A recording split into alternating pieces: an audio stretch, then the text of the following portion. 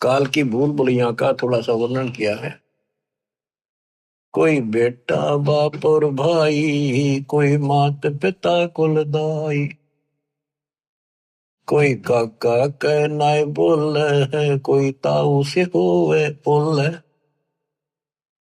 कोई मामा भाणजी भीना, जिसका तिस क्यों नहीं दीना, कोई दादा पोती नाती, चलते कोई संग न साथी, कोई दादा पोता नाती, चलते कोई संग न साथी, कोई फूफसरा ननदोई, ज्यों का त्यों ही होई, कोई पीतसरा पतधारी, कोई तायसरा गुदवारी, कई जेठ जेठानी खसमा, ये सब ही हो गए बसमा, कई भाभी देवर साली, इन्ना तो बड़ी घर गाली, कोई बहन भानजी फूफी, या फूट गई भ्रम कोपी, कई बेटी बहू भई रे,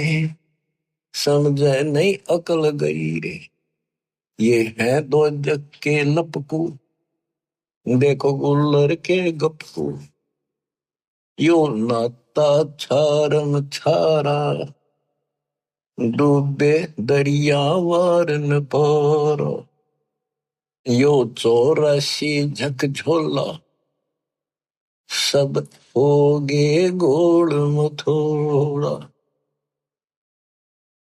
अब ये वही बताना चाहे है, एक लेवा एक देवा दूतन, कोई किसी का पिता नहीं पूतन।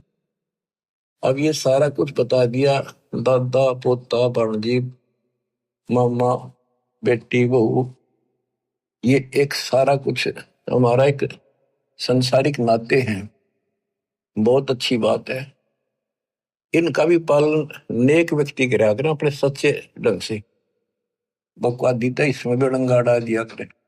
पहले तो हमने इनको ठीक से निर्वाह करना, इसका अर्थ ये है जो रोल मालिक ने हमें दिया है, बाप का दिया है, बेटी का दिया है, बहू का दिया है, सास ससुर का दिया है, ताऊ का दिया है, चाचा का दिया है, देवर और भाभी साली, जो भी हमारे नाते हैं ये पवित्र हैं।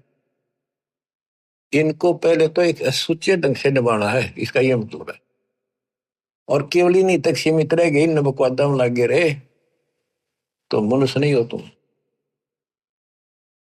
तो आप क्या बताते हैं, कहे कबीर हम कारवान हो आए, महलों पर ऊंट बताए।